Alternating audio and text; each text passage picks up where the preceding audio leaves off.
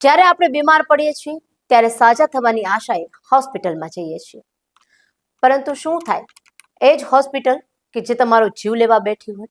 જી હા, આજે આપણે વાત કરીશું પાદરાના સામૂહિક આરોગ્ય કેન્દ્રની CHCની, એક એવી હોસ્પિટલ જે હવે દર્દીઓ માટે સારવાર નહીં પણ ભયનું કેન્દ્ર બની ગઈ છે. જી હા, દ્રશ્યો જોઈને તમને લાગશે કે આ કોઈ વર્ષો જૂની ખંડેર છે, પણ હકીકતમાં આ એ જ જગ્યા છે કે જ્યાં રોજના સેંકડો લોકો પોતાના જીવની આશા લઈને આવે છે. જુઓ હોસ્પિટલની દયનીય હાલતનો આ અહેવાલ. પણ એ પહેલા અમારી ચેનલને લાઈક, શેર અને સબસ્ક્રાઇબ કરવાનું ચૂકશો નહીં. નમસ્કાર, લલકાર ન્યૂઝ સાથે હું કિરણ ગઢવી.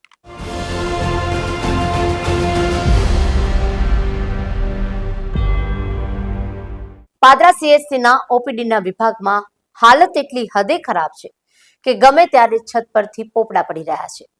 6 મહિના પહેલા પણ આવી જ જર્જરિત સ્થિતિને કારણે મુખ્ય વિભાગોનો અહીંથી ખસેડવા પડ્યા હતા, પરંતુ તંત્ર હજુ પણ ઘોર નિદ્રામાં છે. હાલમાં બાળ કલ્યાણ વિભાગ, આંખ તપાસ વિભાગ, એક્સરે રૂમ અને સિસ્ટર વિભાગ પણ હાલ એટલી બધી અતિ જર્જરિત બની ગઈ છે કે ત્યાં ઊભા રહેવું પણ મોતના મુખમાં જવા સમાન છે.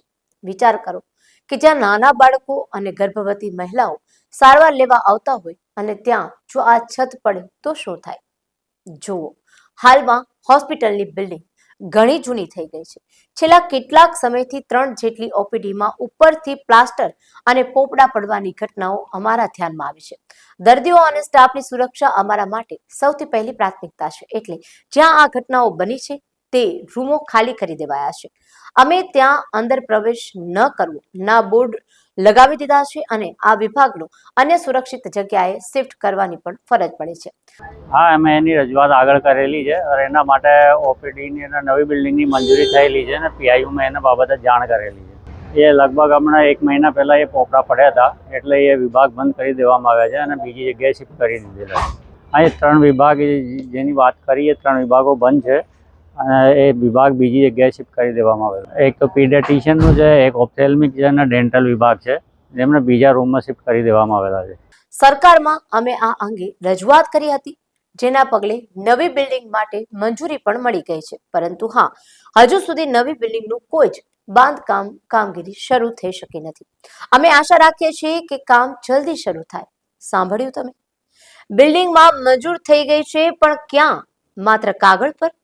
વાસ્તવિકતા એ છે કે કામગીરીના નામે મીંડું છે. જી હા, આટલું જ નહીં, અહીં એક બીજો મોટો ગોટાળો પણ છે.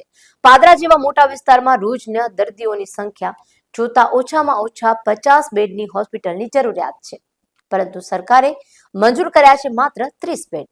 શું પાદરાના લોકોનું સ્વાસ્થ્ય સરકાર માટે આટલું સસ્તું છે?